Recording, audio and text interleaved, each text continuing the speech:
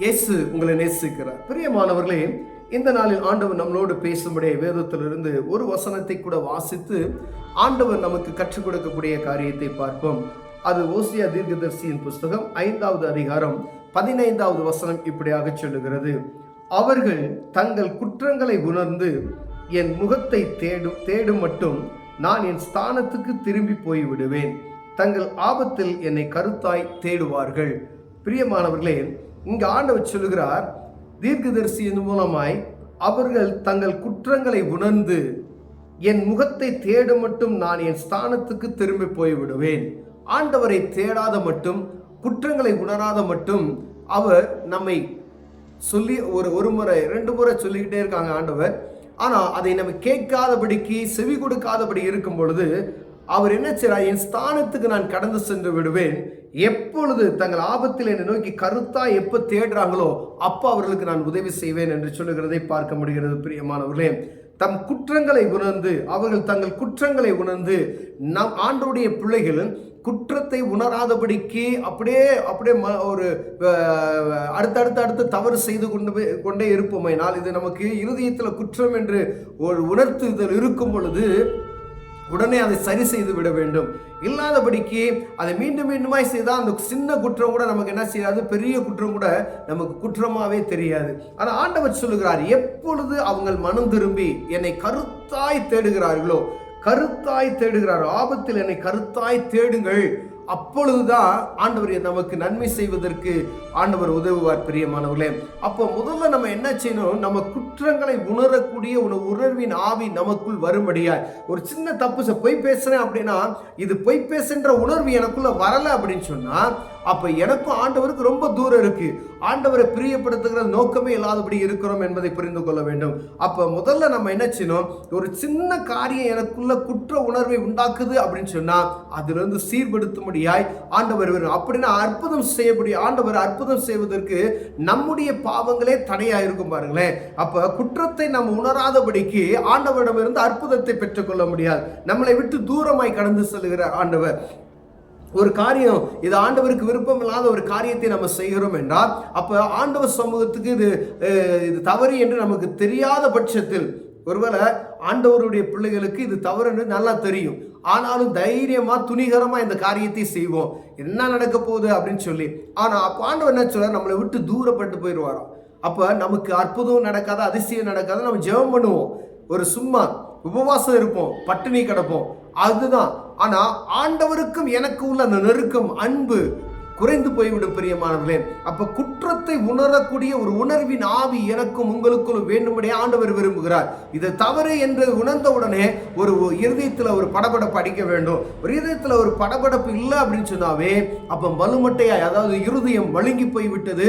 குற்றத்தை குறித்ததான ஒரு கவலையும், பயமற்ற சூழ்நிலை, தெய்வத்துக்கு பயப்படுகிற பயமற்ற ஒரு சூழ்நிலைக்கு நேராய் நாம் கடந்து சென்று விட்டோம் என்கிற அந்த சூழ்நிலைக்கு போய்விட்டோம். வேதம் சொல்லுகிறது, எப்ப குற்றத்தை உணர்ந்து தேவனை நோக்கி கருத்தாய் நாம் தேடுவோமோ அப்போதுதான் ஆண்டவர் நமக்கோடு நம்ம தேடும் பொழுதுதான் வருவார் என்று. நான் போய் எல்லா பாவத்தையும் செய்து விட்டு குற்றத்தை உணராதபடிக்கு தேவ சமூகத்தில் போய் ஜெபம் பண்ணினா ஆண்டவர் சத்தத்தை கேட்க மாட்டார். ஏன்னா அவருடைய ஸ்தானத்துக்கு நான் கடந்து சென்று விட்டேன் என்று சொல்கிறார். பிரியமானவர்களே, குற்றத்தை உணரக்கூடிய உணர்வின் ஆவி நமக்கு வேணும். பாவத்தை கண்டித்து உணர்த்துகிற இருதயம் நமக்குள்ள வேண்டும். ஒருவேளை நம்ம போய் சபையில சொல்றோம், பாவ அறிக்கை பண்ணுறோம், வாயார பாவ அறிக்கை பண்ணிவிட்டு கடந்து செல்வது நிமித்தம் ஆண்டவர் அற்புதம் செய்ய முடியும் என்றால் ஆண்டவர் அதை அற்புதம் செய்ய முடியாது. என் இருதயத்தின் ஆழத்திலிருந்து என் இருதயத்தை கிழித்து கொண்டு தேவ சமூகத்தில் இதை குற்றமாய் நான் நினைக்கிறேன், ஆண்டவரை இது எனக்கு குற்றம், இதை என்னால் விட முடியல, இதை என்னை மன்னிங்க, இந்த பாவத்திலிருந்து எனக்கு விடுதலை தாங்க, இதை நான் செஞ்சுட்டேன் அப்படின்னு தேவ சமூகத்துல போய் அப்ப அந்த காரியத்துக்கு நம்ம மன்னிப்பு கேட்க, ஆண்டவர் மன்னிப்பை கேட்பார், கொடுப்பார். இந்த பாவத்துக்கு ஆண்டவர் நம்ம மன உருக்கத்தோடு குற்றத்தை உணர்ந்து அந்த உணர்வின் ஆவியோடு நம்ம போய் தேவசமத்தை அழுந்து ஜெபிக்கும் பொழுது அந்த குற்றத்தை மன்னித்து அவர் நம்முடைய சத்தத்துக்கு செவி கொடுக்கிறார். கருத்தாய் ஜெபிக்கிற என்ன குற்றமோ இந்த குற்றத்தை தேவ சமூகத்துக்கு நேராக தெரியப்படுத்துறோம். ஏதோ ஒரு மனிதன்கிட்ட போய் ஆண்டவர் சொல்லல, என்னை நோக்கி பாரு, நீ எட்டாததும் அறியாததுமான பெரிய காரியத்தை நான் உனக்கு செய்வேன் என்று வாக்குரைத்திருக்கிறார். பெரியமானவர்களே, அநேக நேரங்களில் நம்ம சாதாரண நினைக்கிற ஒரு சின்ன சின்ன காரியம் இது ஆண்டவருக்கு விருப்பமில்லாதது அப்படின்னு நமக்கு தெரிஞ்சும் அதை என்ன செய்யணும், அது குற்றமாவே நம்ம நினைக்கிறதுல. உதாரணம் பொய் தான். வாயில நம்ம அடிக்கடி நம்ம சாதாரணமா வரக்கூடிய காரியம் பொய்.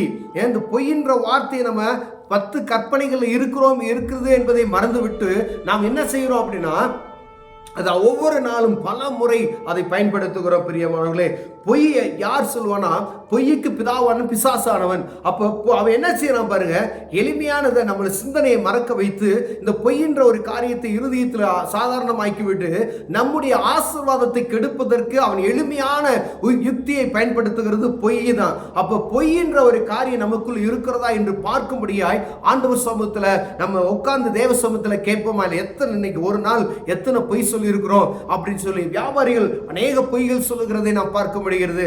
ஆனால் தேவ சமூகத்தில் இதை பொய் சொல்வதற்கு என்ன வழி, பொய் சொல்லாமல் இருப்பதற்கு என்ன வழி அப்படின்னு சொல்லி தேவ சமூகத்தில் கேளுங்க. ஒரு வியாபாரி இந்த காரியத்தை இப்படிதான் செய்யணும் அப்படின்ற ஒரு காரியத்தை நம்ம மனதில் கொண்டு அப்படி செய்யும் பொழுது அங்கும் நாம் பொய் பேசாத அளவிற்கு நாம் அதை ஆண்டவர் சமூகத்துக்கு உண்மையா நடக்க முடியும். பிரியமானவர்களே, எல்லா காரியத்திலையும் கவனமாய் உண்மையோடு இருக்கும் பொழுது இந்த பொய் நம்மை விட்டு அகன்று போய்விடும். பிரியமானது, ஒரு 3 தடவை நீங்க ட்ரை பண்ணி பாருங்க, பொய் சொல்லக்கூடாது அப்படின்னு சொன்னா.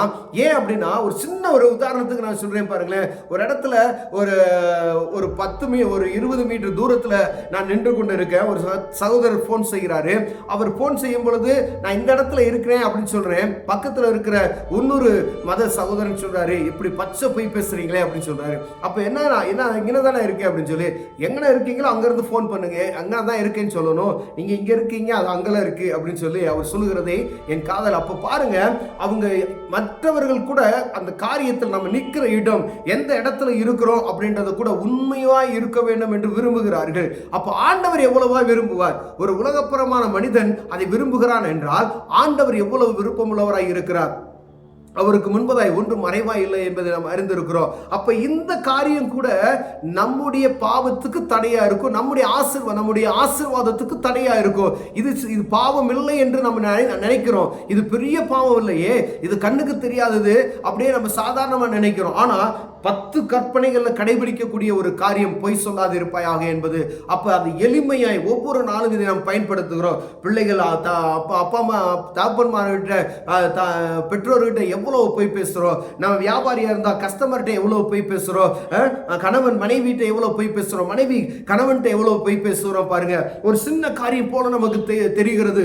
ஆனா ஆண்டவர் எழுதி கொடுத்த கற்பனைகள்ல ஒரு காரியம் என்பதை நாம் மறந்து போய் விடுகிறோம். பிரியமானவர்களே, ஒருவேளை தேவன் ஆண்டவர் உங்களோடு பேசுவாரானால் இந்த பொய்யை குறித்து ஆண்டவர் சொல்றார், குற்றங்களை உணர்ந்து நீங்க தேவ சமூகத்தில் கருத்தாய் தேடும் பொழுது அவர் உங்களுக்கு செவி கொடுப்பார். இல்லாதபடி அந்த ஸ்தானத்தில் நான் கடந்து சென்று விடுவேன் என்று சொல்லுகிறார். இப்ப நம்ம பொய் பேசாத இருப்பதற்கு நம்ம இன்னைக்கு ஒரு காரியத்தை தான் ஆண்டவர் நமக்கு வெளிப்படுத்துகிறார். ஒரு காரியத்தில் இன்னைக்கு நான் சரியா இருக்கிறேன்னா அதை கடைபிடிப்பதற்கு ஆவியான உதவி செய்யும்படியா அவர் சமூகத்தில் நம்ம கேட்போமான ஆண்டவர் நமக்கு உதவி செய்வார்.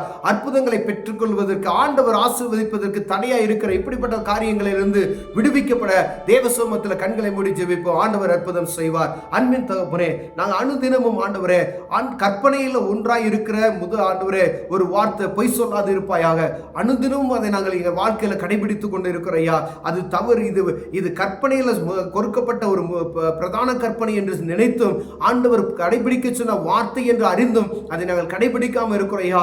கணவன் மனைவிட்ட, மனைவி கணவன்கிட்ட, பிள்ளைகள் பெற்றோர்கிட்ட, பெற்றோர் பிள்ளைகிட்ட, ஆண்டவரே வியாபாரிகள் கஸ்டமர்கிட்ட பலவிதமான முறையில் அனுதினமும் நாங்கள் இது சரணமாய் அந்த பொய்யின்ற வார்த்தையை நாங்கள் பயன்படுத்தி கொண்டு இருக்கிறோம். ஆண்டவரே, இதிலிருந்து விடுவித்து ஆண்டவர் கொடுக்கிற அந்த ஆசீர்வாதத்தை பெற்றுக்கொள்வதற்கு கர்த்தர் உதவி செய்வீராக.